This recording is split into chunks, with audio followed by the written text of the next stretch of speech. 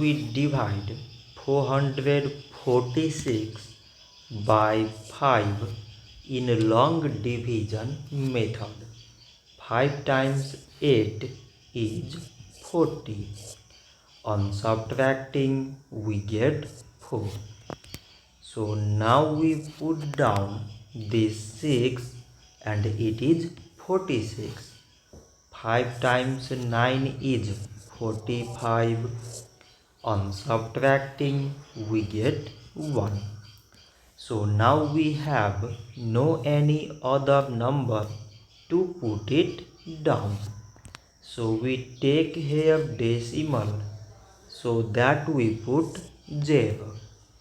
So it is 10 and 5 times 2 is 10. On subtracting we get 0. So 446 divided by 5 is 89.2. So this much for today and thanks for watching.